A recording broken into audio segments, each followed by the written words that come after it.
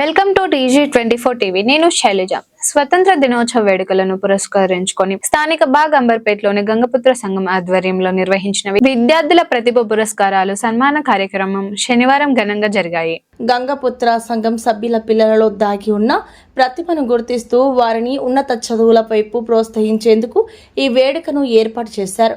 ఈ కార్యక్రమానికి ముఖ్య అతిథులుగా విచ్చేసిన ప్రముఖులు సంఘం ప్రతినిధులతో కలిసి 10వ తరగతి ఇంటర్మీడియట్ పరీక్షల్లో 80% కంటే ఎక్కువ మార్కులు సాధించిన విద్యార్థులను ఘనంగా సన్మానించారు. అనంతరం వారికి ప్రతిభా పురస్కారాలను అందజేశారు. ఈ సందర్భంగా సంఘం అధ్యక్షులు టేకు సత్యనారాయణ, ప్రధాన కార్యదర్శి గడిప శ్రీహరి మాట్లాడుతూ విద్యార్థులు క్రమశిక్షణతో చదివి సమాజంలో ఉన్నత స్థానాలకు చేరుకోవాలని, సంఘం ఎల్లప్పుడూ విద్యార్థుల భవిష్యత్తుకు తోడ్పాటును అందిస్తుందని పేర్కొన్నారు.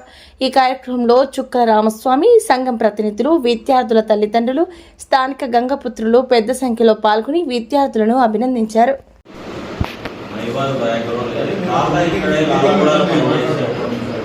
నాన్న ఇక్కడే ఎడ్యుకేషన్ ఉంటే బట్ ఆయన మధ్యలో తాత మైబాద్ వెళ్ళిపోవడం వల్ల ఆయన కూడా వెళ్ళిపోయాడు. భర్త ఇక్కడే కానీ మళ్ళీ ఒక 20 ఏళ్ళు నడిపోయి మళ్ళీ వచ్చి నేను 31 సంవత్సరాలు ఇంజనీర్గా సర్వీస్ చేశాను.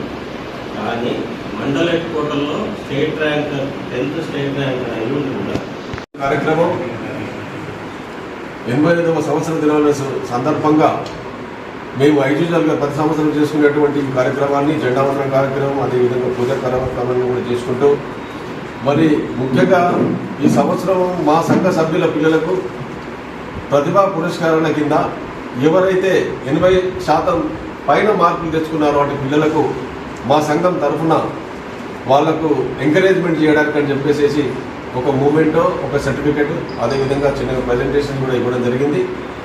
మరి దాంతో పాటుగా ఆ పిల్లలకు భవిష్యత్తు బాగుండాలని చెప్పేసి ఆ పిల్లలు ఎవరైతే 80% ఎబో సాధించినటువంటి పిల్లలు అందరూ కూడా టాలెంటెడ్ పిల్లలే.